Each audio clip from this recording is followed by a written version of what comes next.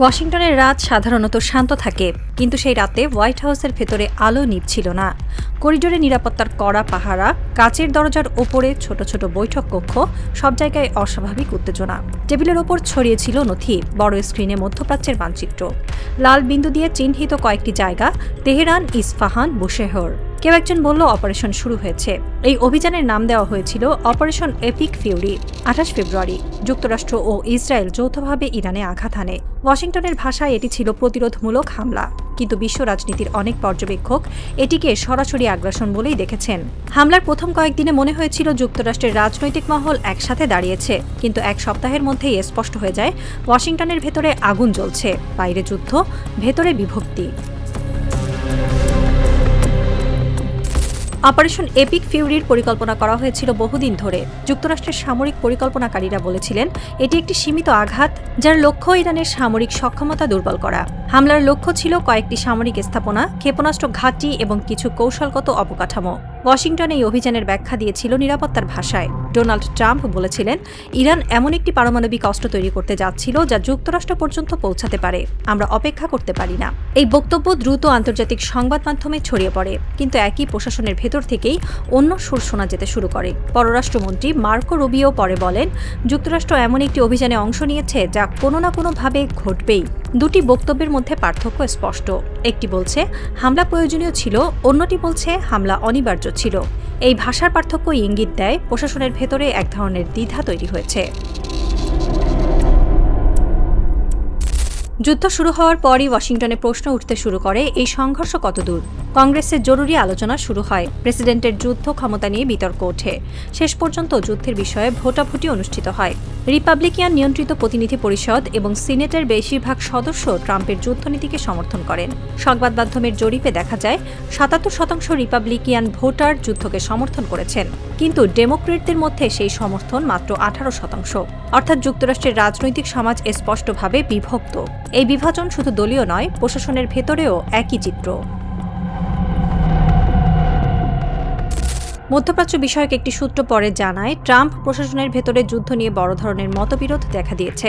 একটি গুরুত্বপূর্ণ বৈঠকে প্রতিরক্ষা মন্ত্রী এবং পররাষ্ট্রমন্ত্রীর মধ্যে তীব্র তর্ক হয়। প্রতিরক্ষা দপ্তরের একটি অংশ মনে করছিল যদি যুদ্ধ শুরু হয় তাহলে দ্রুত স্থল অভিযান চালানো উচিত, এতে দ্রুত ফল পাওয়া যেতে পারে। কিন্তু পররাষ্ট্র দপ্তরের অংশ সতর্ক ছিল। তাদের যুক্তি ছিল স্থল অভিযান শুরু হলে সংঘর্ষ দীর্ঘ হতে পারে এবং মধ্যপ্রাচ্যের পুরো অঞ্চল অস্থির হয়ে উঠতে পারে। এই তর্কই ওয়াশিংটনের ক্ষমতার ভেতরের দ্বন্দ্বকে সামনে নিয়ে আসে, কারণ যুদ্ধের প্রশ্নে কেবল সামরিক শক্তি নয়, রাজনৈতিক ঝুঁকিও বিবেচনা করতে হয়। ডোনাল্ড ট্রাম্পের রাজনৈতিক দর্শনের একটি বড় অংশ ছিল শক্ত অবস্থান নেওয়া। তার সমর্থকেরা বিশ্বাস করতেন আন্তর্জাতিক রাজনীতিতে কঠোরতা দেখানো প্রয়োজন, কিন্তু ট্রাম্প প্রশাসনের ভেতরেও সবাই একইভাবে ভাবতেন না। কিছু উপদেষ্টা মনে করতেন ইরানের বিরুদ্ধে শক্ত অবস্থান দরকার, অন্যরা বলছিলেন এই সংঘর্ষ যুক্তরাষ্ট্রকে একটি দীর্ঘ যুদ্ধের দিকে ঠেলে দিতে পারে। এই দ্বন্দ্ব শুধু কৌশলগত নয়, রাজনৈতিকও, কারণ যুক্তরাষ্ট্রের যুদ্ধ মানে শুধু সামরিক অভিযান নয়, এটি ভোটারদের মনোভাব, অর্থনীতি এবং আন্তর্জাতিক সম্পর্ককেও প্রভাবিত করে। এই বিতর্কের মধ্যে সবচেয়ে স্পষ্ট ভিন্নমত প্রকাশ করেছিলেন ভাইস প্রেসিডেন্ট জেডি ভ্যান্স। 2024 সালের একটি সাক্ষাৎকারে তিনি বলেছিলেন আমরা ইরানের সঙ্গে যুদ্ধে যেতে চাই না, এতে বিপুল সম্পদ নষ্ট হবে, এটি আমাদের দেশের জন্য অত্যন্ত ব্যয়বহুল হবে। মেরিন কোরের সাবেক সদস্য হিসেবে ভ্যান্স যুদ্ধের বাস্তবতা কাছ থেকে দেখেছেন। রাজনীতিতে প্রবেশের পর তিনি বারবার বলেছেন যুক্তরাষ্ট্রকে বিদেশি সংঘর্ষের বদলে নিজের দেশের ভেতরের সমস্যাগুলোর দিকে মনোযোগ দেওয়া উচিত। এই অবস্থান তাকে প্রশাসনের ভেতরে এক ভিন্ন কণ্ঠে পরিণত করেছে। ডোনাল্ড ট্রাম্পের প্রশাসনের সামনে এখন ঠিক এই প্রশ্নটি দাঁড়িয়ে গেছে, যুদ্ধ কি দ্রুত শেষ হবে, নাকি এটি এমন একটি দীর্ঘ সংঘর্ষের রূপ নেবে যা যুক্তরাষ্ট্রের রাজনীতিকেও কাঁপিয়ে দেবে? এই প্রশ্নের উত্তর এত সহজ নয়। যুক্তরাষ্ট্রের ভেতরে জনমত এখন আর আগের মতো সরল নয়। ইরাক যুদ্ধ, আফগানিস্তানের দীর্ঘ সংঘর্ষ এবং মধ্যপ্রাচ্যের একের পর এক সামরিক অভিযান আমেরিকান সাম্রাজ্যের ভেতরে একটি গভীর ক্লান্তি তৈরি করেছে। বহু ভোটার মনে করে বিদেশে যুদ্ধ চালিয়ে যাওয়ার চেয়ে দেশের ভেতরের অর্থনীতি, স্বাস্থ্য ব্যবস্থা এবং অবকাঠামোর দিকে বেশি মনোযোগ দেওয়া প্রয়োজন। এই প্রেক্ষাপটে ইরানের বিরুদ্ধে নতুন সংঘর্ষ তৈরি হওয়ায় একটি বড় রাজনৈতিক বিতর্ক তৈরি হয়েছে। রিপাবলিকান দলের একটি বড় অংশ যুদ্ধকে সমর্থন করলেও একই দলের ভেতরে এমন অনেক কণ্ঠ আছে যারা মনে করেন এই যুদ্ধ যুক্তরাষ্ট্রকে এমন এক খরচের দিকে ঠেলে দিতে পারে যার রাজনৈতিক মূল্য খুব বড়। এই দ্বিধা সবচেয়ে স্পষ্টভাবে দেখা যাচ্ছে তথাকথিত আমেরিকা ফার্স্ট রাজনীতির ভেতরে।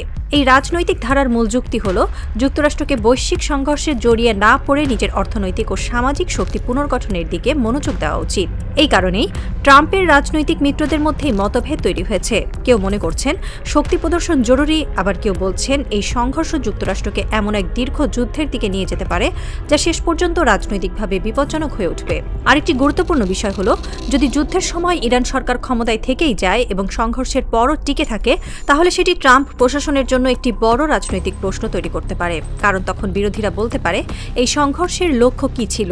এই প্রশ্নই রাজনীতির সবচেয়ে কঠিন প্রশ্ন, কারণ যুদ্ধের উদ্দেশ্য যদি পরিষ্কারভাবে অর্জিত না হয় তাহলে যুদ্ধের ব্যাখ্যাও কঠিন হয়ে পড়ে। ওয়াশিংটনের রাত আবার নেমেছে। কংগ্রেস ভবনের আলো একে একে নিভে যাচ্ছে, কিন্তু যুদ্ধের প্রশ্নটি এখনও বাতাসে ভাসছে। প্রেসিডেন্টের দপ্তরে আলো জ্বলছে, কয়েকজন উপদেষ্টা মানচিত্রের উপর ঝুঁকে আছেন। মধ্যপ্রাচ্যের সেই মানচিত্রে ছোট ছোট বিন্দু, ঘাঁটি, জাহাজ, মিসাইল সাইট, প্রতিটি বিন্দু যেন একটি সম্ভাবনা, আর সেই সম্ভাবনার ভেতরেই লুকিয়ে আছে ভবিষ্যতের যুদ্ধ অথবা শান্তি।